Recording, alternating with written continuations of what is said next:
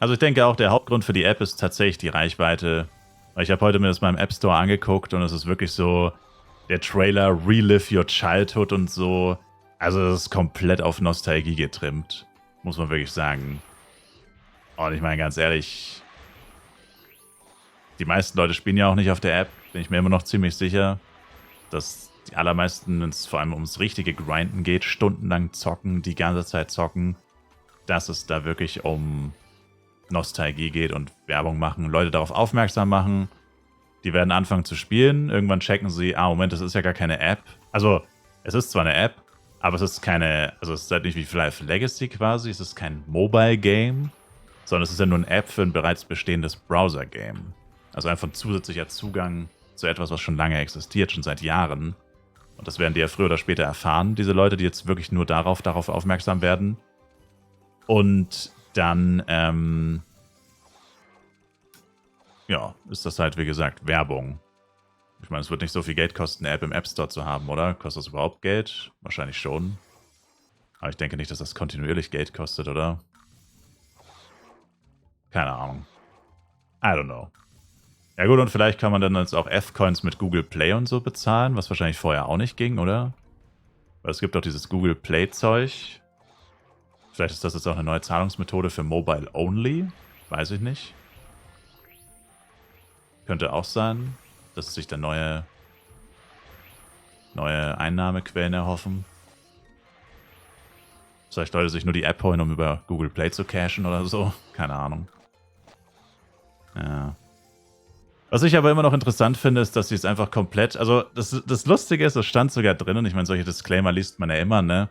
Das war ja bei dem FEC Pre-Register-Beitrag auf der Website stand es ja auch dabei. Es kann sich jederzeit alles ändern oder jederzeit kann irgendwas gecancelt werden, Zeiträume können sich verschieben und so. Das liest man ja immer so. Seid euch bewusst, es kann sich jederzeit alles ändern, so ungefähr. Dass du sehr nicht, dass du halt rechtlich nichts machen könntest, wenn die jetzt sagen würden, sie versprechen irgendwas, was Schwachsinn ist, aber ja, und dann würde irgendwann drauf bestehen und irgendwie klagen oder so, und dann würden sie sich selber einen Strick vielleicht rausdrehen, damit kannst du sowas von vornherein ausschließen. Solche Disclaimer. Und ich habe mir das nochmal angeguckt, im November haben sie ja gepostet, dass jetzt die App kommt, genau wie jetzt quasi. Nur war es ja da mit einer auch Prä-Registrierungsphase.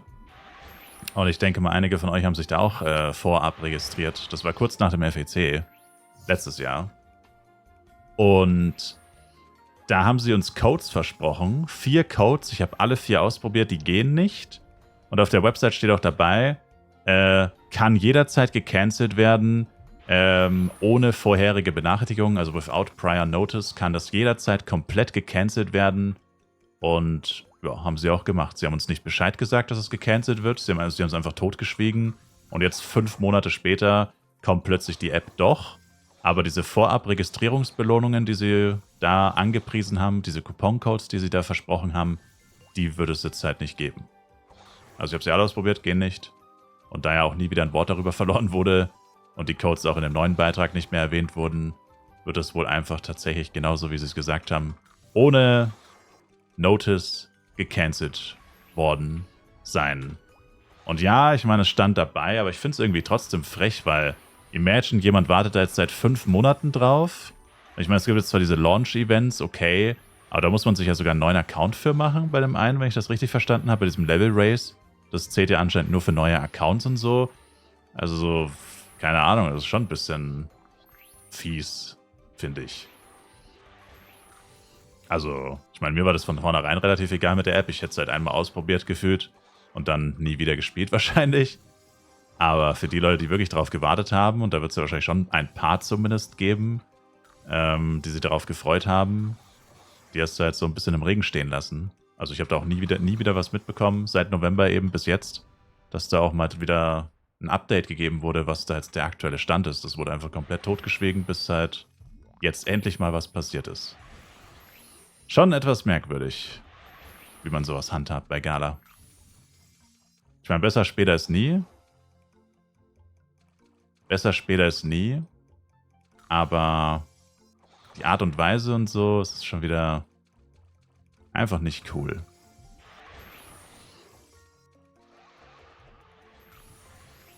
Einfach nicht cool. Und dann, was ich mich auch frage, wieso sie nicht auf iOS releasen. Weil das ist jetzt auch nur der halbe Handymarkt. Android ist zwar, na gut, ich weiß nicht, wie es global aussieht. In Asien ist Android auf jeden Fall größer. Viel größer. Aber ich weiß nicht, wie es auf iOS ist. Weltweit. Ich denke mal, grundsätzlich wird schon so sein, dass da auch einige Leute auf iOS sich das runterladen würden. Vielleicht mehr in Asien, weil sie auch in Asien mehr eine Community haben. Aber auch das ist merkwürdig, dass sie nicht gleich beides auf einmal releasen. Aber man gab schon diese heftige Verzögerung für Android. Und dann hätte man ja denken können, ach so, na gut, okay, vielleicht ist die Verzögerung ja, weil sie zeitgleich releasen wollen. Also doch iOS und Android zeitgleich. Aber das war offensichtlich nicht der Grund. iOS ist schwieriger für Entwickler? Inwiefern? Schwieriger heißt teurer. Oder wie meinen?